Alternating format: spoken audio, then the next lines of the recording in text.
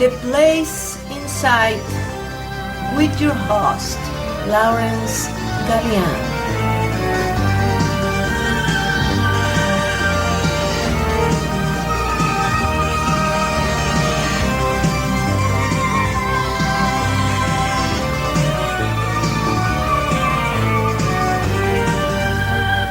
Hello and welcome to the May 10th, 2011 edition of The Place Inside. I am your host, Laurence Galian, and tonight we have a historic show for reasons which I am sure all of you know by now about the release of the FBI UFO disclosure documents. Truly a historical time, not just for the United States, but for the world. Now, we are going to give extensive coverage to this today. But first, I want to start with some of the news that's happening right now. There's been a report in the examiner.com. It's actually the UFO Examiner, but their web address is www.examiner.com. And actually it's very nice. They have put up a post that I recently posted to Facebook in their recent activity section of their page, and I thank them for that. So their main story is that a diamond UFO jumps through, quote, pockets of time. And this story is written by Roger Marsh, a UFO Examiner writer. And he writes that two Colorado witnesses report watching a diamond-shaped UFO with a geometric design on its underside that appeared to jump forward through, quote, pockets of time, unquote, as it moved overhead, according to May 8, 2011 testimony from the Mutual UFO Network MUFON Witness Reporting Database. They first noticed, quote, a strange glowing orb, unquote, hovering in the distance, but moved outside when the object traveled, quote, extremely fast, unquote, toward their location. This subject of the orbs is a very fascinating subject that's happening right now. We're seeing less and less of these metallic, if you will, craft, these shiny metallic craft that were reported for the last 50 or so years, and now we're seeing more and more of these orbs and unidentified flying objects with ill-defined borders. The sides, the shapes of these craft are not as cleanly defined as one would find with a metallic type UFO. So to continue, this was a silent craft that seemed to slow down over their home. And to quote from this fellow, there was complete silence in the house, and we all heard a whooshing sound of the wind, unquote. The reporting witness stated, quote, no plane or aircraft has ever sounded like this. There was complete silence other than a very faint whoosh, as if the craft was slowing down over our house. unquote. Outside, the craft appeared to be diamond-shaped with red and white lights. Quote, the craft had 2 red lights to each side and 2 white lights on the front and back, but from a distance the craft would blink between the red and the white lights. When the red lights were visible, the white lights were not, unquote. But oddly, the object seemed to jump, those are their words, across the sky. Quote, it looked as though the craft was coming through pockets of time, disappearing and reappearing closer than before, unquote. Each time the object turned off its lights, it appeared as though a quote-unquote star were moving toward them. Quote, the other identifying feature I noticed was that when the lights would turn off, it looked as though a star was still traveling towards us. Then the lights would come back on, and it would be an on and off with the star and the craft lights until it got closer, unquote. As the object moved overhead, they were able to look up into it and see a geometric design.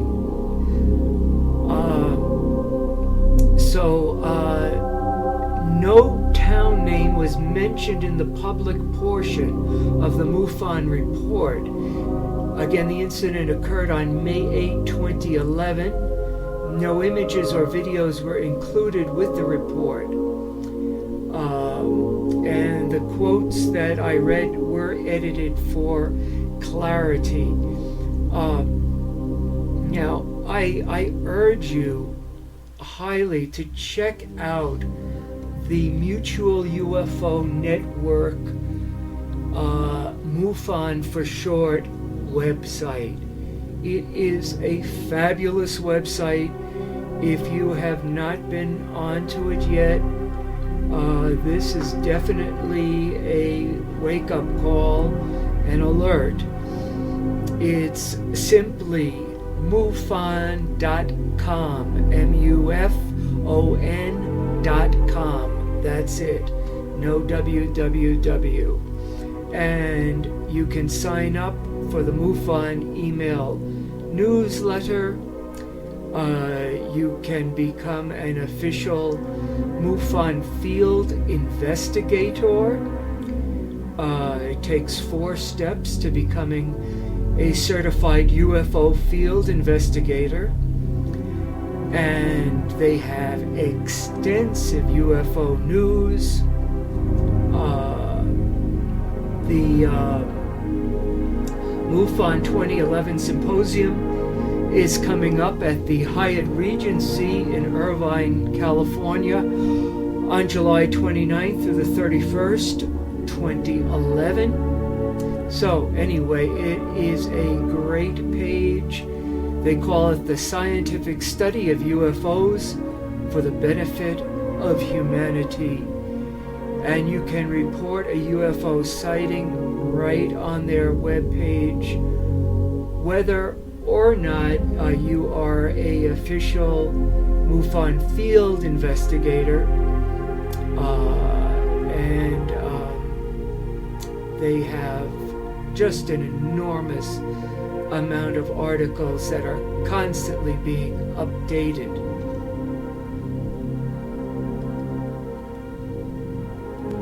Now, I put on my Facebook wall and another group that I belong to, ET Presence, and in parentheses, UFO, Conspiracy, Disclosure, New Age, in parentheses, this comment just this morning. I do not see why the recent FBI UFO disclosure isn't headline news on the front page of every newspaper in the world. This information has changed history as we know it. Perhaps the Bin Laden faked death info was released to take attention away from this truly historical news. And I do believe that the Osama bin Laden announcement of his death was in fact designed to deflect our attention away from this earth-shaking news that was released in these FBI documents. These FBI documents are groundbreaking and earth-shaking on a number of fronts. They expose the fact that the U.S. government has deliberately been keeping up a lie for 50 years now, deceiving the American public. But even more important than that, they give very, very credible evidence to the fact that the Earth has been visited by beings from off this planet. Now, we know right now, which is a good thing in my opinion, many people are exploring just what an alien is. And I think this is a very exciting direction to explore and go into. The first investigations in this regard was when people started talking about the UFOs that came out of the ocean. And much speculation and investigation has been done about undersea, under ocean UFO bases. Also, at the very beginning, people started talking about UFOs connected with the hollow Earth theory. So again, this would place the so-called aliens or extraterrestrials not really being extraterrestrials, but being part of the planet Earth.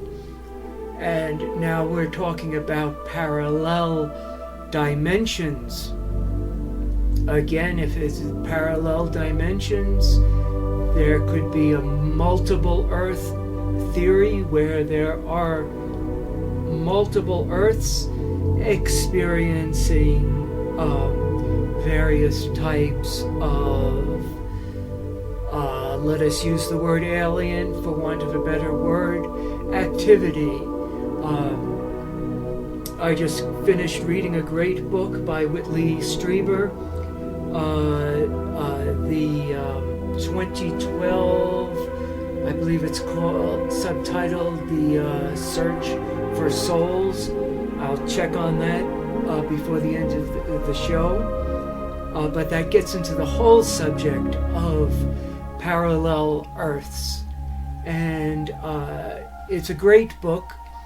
You do need to be a little patient at the beginning, because it takes a while to warm up.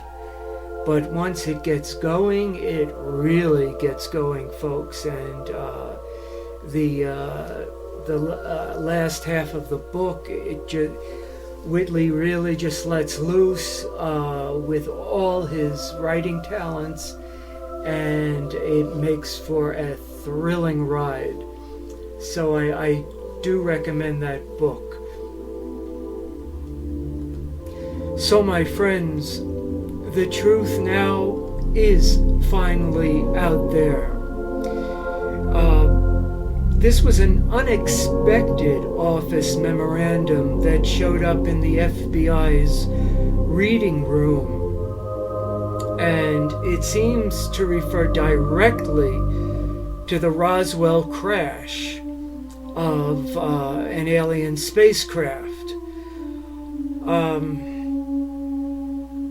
The memo that we want to talk about, there are several memos that were released, But the most exciting one starts as being recorded by FBI agent Guy Hotel, recording a statement for someone whose name is blacked out. It seems to refer, as I said, to the Roswell UFO incident that many people claim involved flying saucers and alien autopsies. Mentioning Whitley Strieber, if you haven't read his Majestic, please read his book Majestic. Back to Hotel, he wrote that an investigator for the Air Force stated that, and this is directly from the memorandum, listen closely, 3 so-called flying saucers had been recovered in New Mexico. They were described as being circular in shape with raised centers, approximately 50 feet in diameter. Each one was occupied by 3 bodies of human shape, but only 3 feet tall, dressed in a metallic cloth of a very fine texture. Each body was bandaged in a manner similar to the blackout suits used by speed flyers and test pilots. Okay, that ends the section of the memorandum that I wanted to read to you first.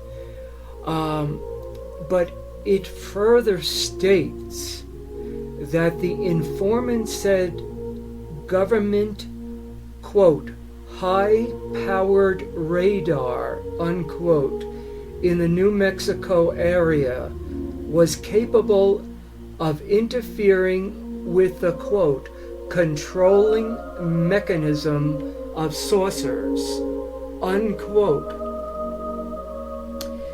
Now, we know former Apollo 14 astronaut Edgar Mitchell has been on the front lines to get this information released. He has said, quote, alien life does exist, and the United States government is blocking the information from getting out.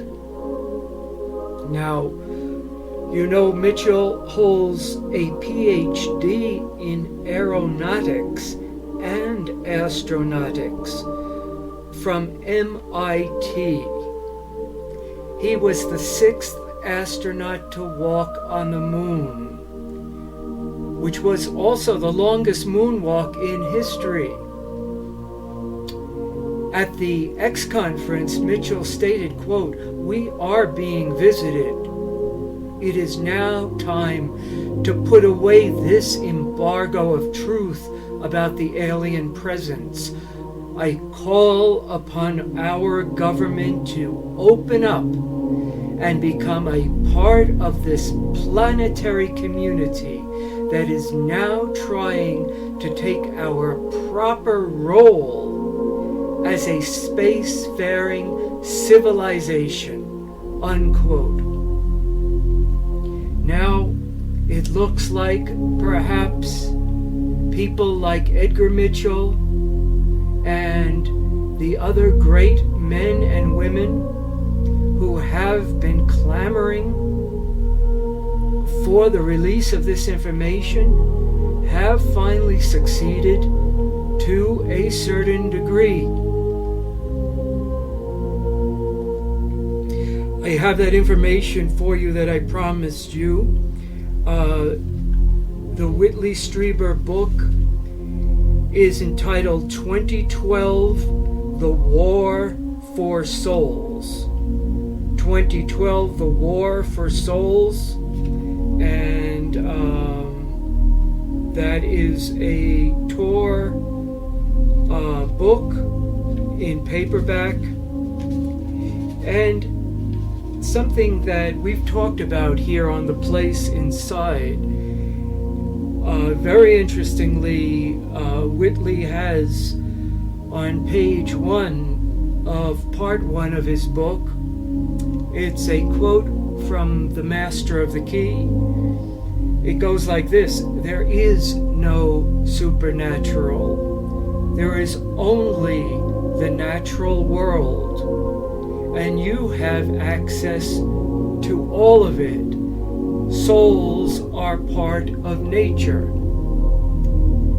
Now, you know, we have discussed this on this program, that we do not want to divide up reality into separate parts of physical and spiritual. We do not want to divide reality up into a kind of hierarchical, step-by-step kind of process that they were very fond of doing in the Middle Ages. No, the universe is more like an interconnected, interpenetrated whole. Okay, so it's not step by step or layer by layer, or physical and then spiritual, but all of these frequencies intermingle, interpenetrate. They are all intertwined with one another. And that is something very important to know and remember. So now what I want to do is, if you come across hostile alien warlords, any alien who may be disguised in human form, I want to prepare you for that. And you know that you are in the process of becoming metaphysical freedom fighters. And I want to see you all become metaphysical freedom fighters. So tonight what I'm going to do is first tell you some habits that you need to get rid of. Just like if you were wanting to build physical muscle, you know that there would be a whole set of exercises that you would need to do, right? You'd need to get yourself a trainer, you'd need to join a gym, you'd have to be taking special supplements, eating a special diet, and so forth. Now, don't think that just because you've read a couple of books about UFOs that you can automatically take on hostile extraterrestrial or alien forces, we might say negative forces. There are a lot of different terms for this, but we know what we're talking about here. Many people get lost in the minutiae, in the debating about little things. Beware of this, please. In the whole UFO movement, there is so much debate about the tiny things, about minutiae. And guess who, folks, is starting this? Of course, the people who are inserting themselves and being inserted into these groups, whose purpose is to disrupt these groups, whose purpose is to cause confusion and chaos in these groups, whose purpose is to stop any valid, useful work from being done. And that's what I'm helping you to do here.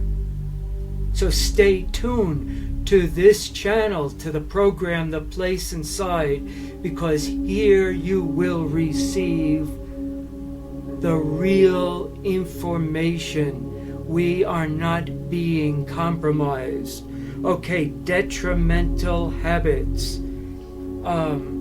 The main ones which should be discarded. Just like if you were going to start an exercise program, maybe one of the detrimental habits would be to get off your ass, to get off that couch and start moving. Okay, the first one is daydreaming. A more or less seemingly innocuous habit, depending of course upon the content of the daydream. Yet daydreaming, both pleasant and unpleasant, remains a very unproductive form of mental escapism and a veritable time waster, particularly for those of you who complain that you have difficulty in finding adequate time to meditate and to read and to work regularly on a daily basis. Second, inadequate attention. It quite often results in a lapse of concentration. Wake up. Sometimes it occurs when you are weary, and in the quietness of meditation, your mind will perhaps return to listing maybe your unfinished chores of the day, or the choice of location for your next vacation, something like that. Next comes sleepwalking. When your attention lapses during the day, just pull your thoughts back together, clear your mind, and do your work. Do not try to make up for lost time. Remember, it is your time that has been lost. So allow yourself to feel deprived, just as if someone else had interrupted you and stolen your time. And this is very important. This is your life. Keep telling yourself this, okay? This is not something that you can put off to another day. This is not something that you can do next week. This is not a book that you receive in the mail or you buy in a store and then you just put on the shelf and say, well, I'll get to it eventually. There's no time, folks. There honestly isn't any time. You need to get working now. There is no time for sleepwalking. The great spiritual teachers have said that you are asleep. Muhammad, peace be upon him, said, you are asleep, and when you die, you awake. Jesus and many of the other masters have said the same thing. The Australian Aborigines talk about this. So, we've heard about people who will cross the street right in front of an oncoming bus because they will be so much in their thoughts that they are literally sleepwalking. There are people driving a car right across railroad tracks with an oncoming train, and they don't even notice the oncoming train. How many of you have had this experience where you get in your car and the next thing you know is that you are taking the exit to get home, and 20 minutes, 40 minutes, even an hour has completely elapsed and you don't know where you've been. You just remember starting the car, and the next thing you know, you're turning off the freeway, the highway, the expressway, your exit to go home.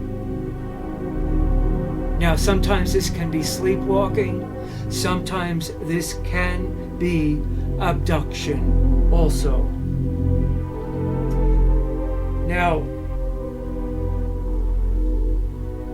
if you want to bore yourself, if you want to be an uninteresting person, if you want your life to be a waste of time, go ahead, let it be a waste of time. You have to think of what kind of heritage do you want to leave on this earth. You have to ask yourself, how do I want to be remembered? What do I want people to think about me? What do I want to do on this earth? What is my purpose on this earth? We've discussed this before. What is your heritage? Another bad habit is thoughtlessness. This is not paying attention to the needs of other people. Now, you can be doing your work, focusing on your work, and I'm not suggesting that you make yourself into a floor mat, into a doormat for other people. But if you lack concern when you should be concerned, or you are too lazy to care, then this gets very serious. In exaggerated cases, it is possible to fall into the habit of separating your consciousness from what is going on around you. Now, folks, this is being deliberately done. All right, I have warned you about this. There is a concerted effort, more than an effort. It is largely successful to keep you in a thoughtless, zombie-like state. So, snap out of the trance. Get out of that trance. Because you need adequate protection from negative forces. We need to train you, to prepare you for these situations. Another bad habit that we just touched on was procrastination. This is a character trait that really demands weeding out. Procrastination is the antithesis of decision making. Make a decision. Any decision. Okay? If you're having trouble making a decision, just make any decision.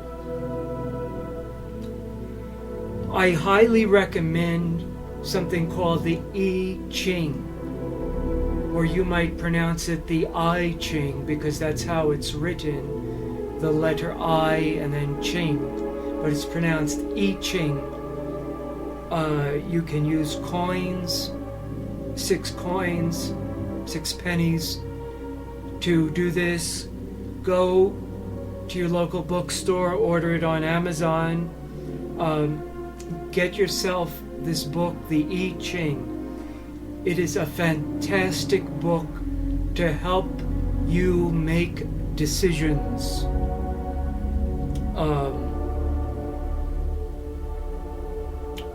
Don't allow procrastination to block your efforts to make progress now. Okay? And lastly, I want to talk about avoiding responsibility. There are as many excuses for avoiding responsibility as there are opportunities to shoulder it. We do not advise anyone to interfere in the working out of the law of cause and effect by carrying out somebody else's karma. Okay? But when responsibility seeks you out, and just hearing this program, the universe is speaking to you and giving you a job to do.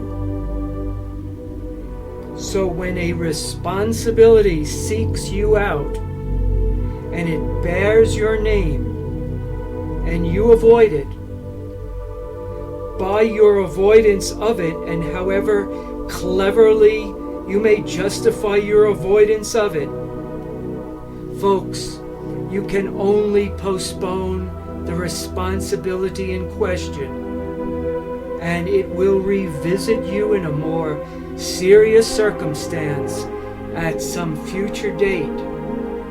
And that future circumstance can be a deadly one.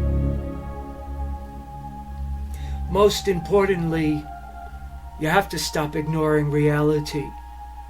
Now, I thank you for listening to this program, because I know if you're listening to this program, you are on the path of stopping ignoring reality.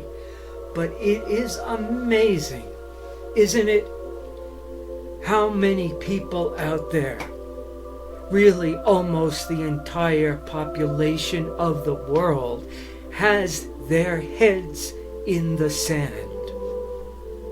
I mean, we just listened to the conversations that are going on about the FBI UFO disclosures, these memoranda, these documents. Most people don't want to talk about this, or it's just a joke. They don't want to go there. They don't want to talk about the U.S. debt, the U.S. financial situation, how the dollar could be worth absolutely nothing in a few months. No, they don't want to think about that. Well, you have to think about that. And I heard something very interesting recently that I want to pass on to you.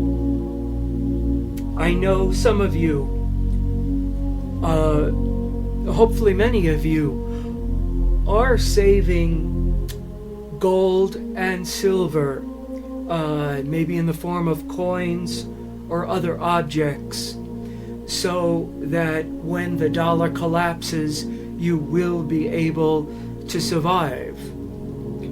Well, have you ever paused to think, how are you going to barter with this gold and silver? Think about that. When I heard that, a light went off in my head.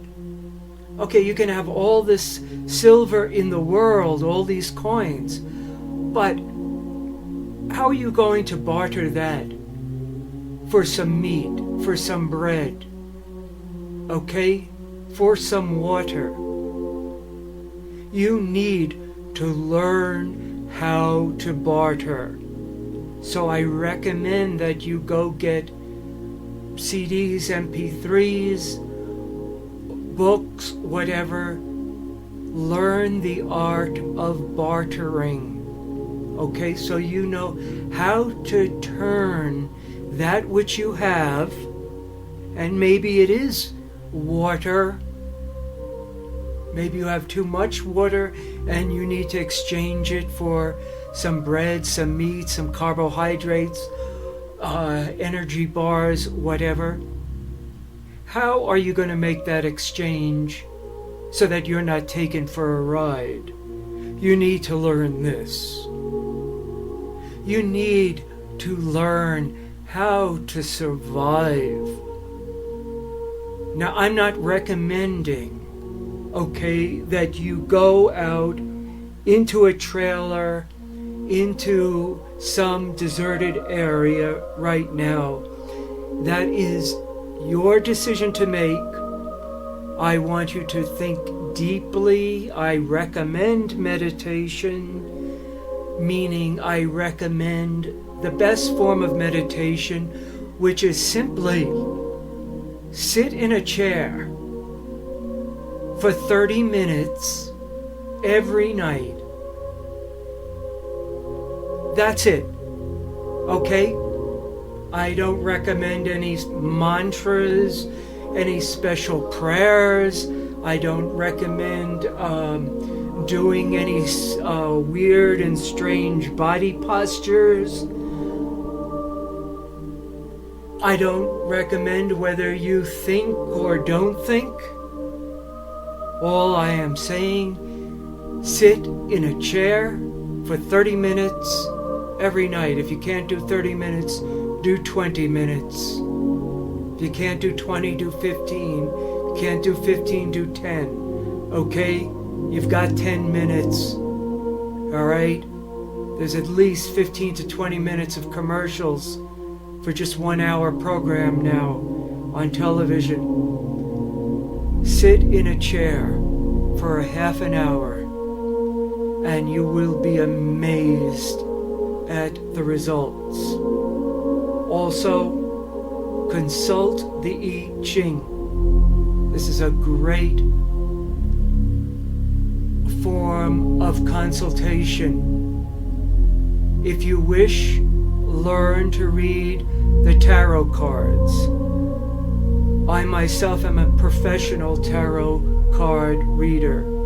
The tarot cards are a fantastic form of wisdom that was encoded in pictorial form by the Atlanteans, by those great wisdom masters when they knew that there would come a time of darkness in humanity when the wisdom teachings would be lost. So they decided to encode the wisdom into pictorial form. So this is what I am recommending to you right now. Right now, I'd like to alert you to a fantastic sale that's going on. Again, I don't get paid anything for this. I am doing this because I want you to have the wisdom. I want you to have the ability to stand up to the negative forces that are seeking to enslave humanity. Anyway, a fabulous writer who I believe understands what's known as, quote, the language of the birds, unquote. And go study, find out what that term means if you don't know what that means. But his name is William Henry. He's just finished writing his 12th book, and in honor of that, he is offering in PDF form for $49 all his 12 books, his complete opus of his 12 books for $49 in PDF form. I would highly recommend that you look into making this purchase if you can. There's got to be a vocabulary, or how's the story told? Now, what do I mean by that? Well, many people, when especially the military, when they encounter an unidentified flying object, an unknown, they automatically assume that this is something hostile, especially with UFOs. Perhaps one of the greatest mistakes in history that was made in the Truman era, in the time of J. Edgar Hoover, was to assume that the UFOs were hostile and aggressive. And as you know, we have been shooting at them since that time.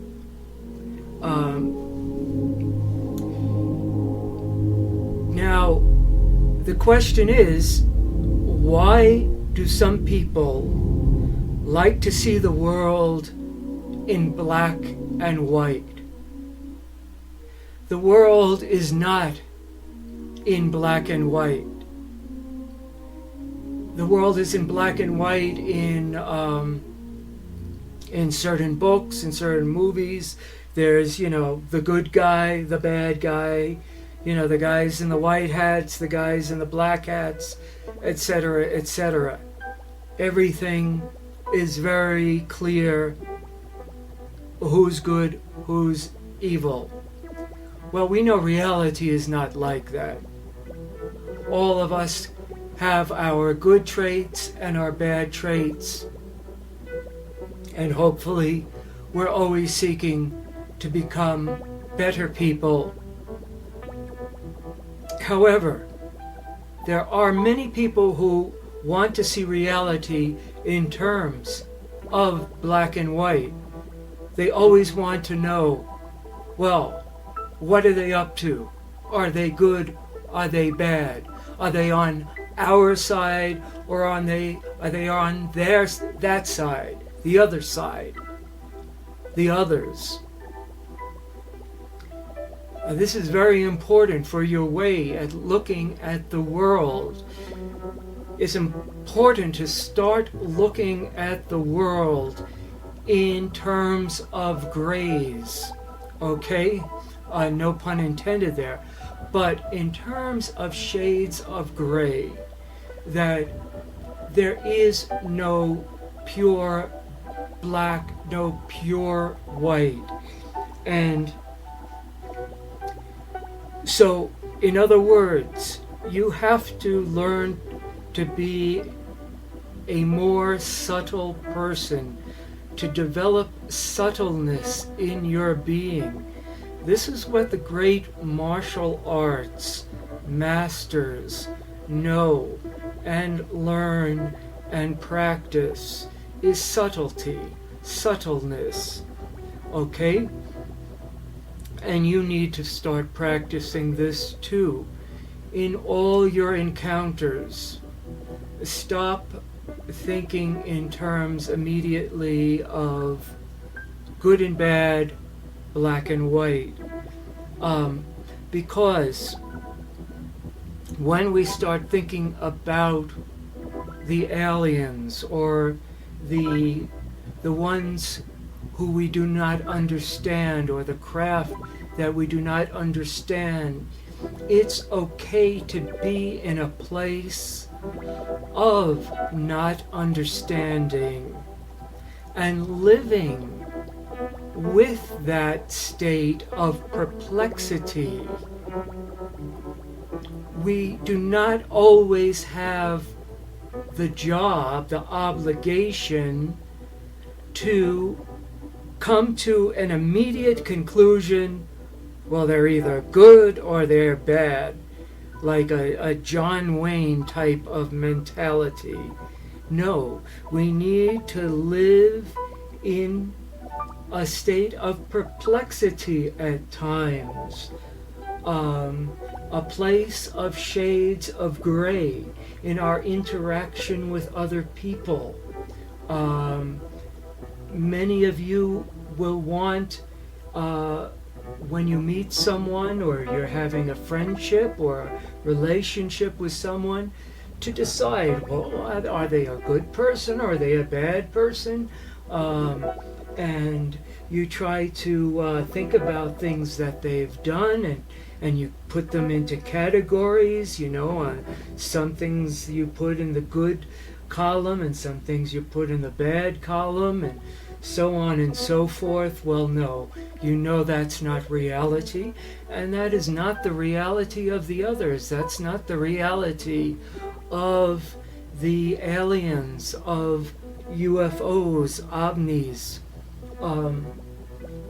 So we have to start to ponder, and we're going to begin this right now.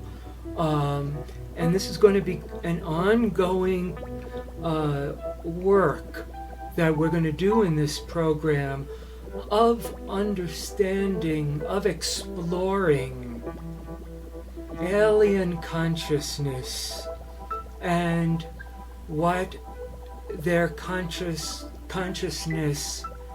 might be expressing. I said there has to be a vocabulary, or else how's the story told? I came up with that sentence because I believe very strongly that perhaps in some of their activities, the aliens are trying to establish a common vocabulary by which and through which we can communicate. So some of the things that they may do may seem really bizarre to us, really odd to us. But what they're trying to do is to establish a fundamental vocabulary so that we can talk together, communicate together. So, this ends the transmission for today, the 5th month of 2011. Things are happening now very intensely. Time is speeding up. If you listen to Robert Anton Wilson, you know the jumping Jesus phenomena is starting in full force, or is continuing in full force. So, as Whitley Strieber is so fond of saying, buckle on your seatbelts, I'm saying, open up your consciousness, open up your awareness, learn to experience reality in shades of gray, or if you will, in the full spectrum of light and sound. So this ends the transmission for tonight. We will be in contact soon.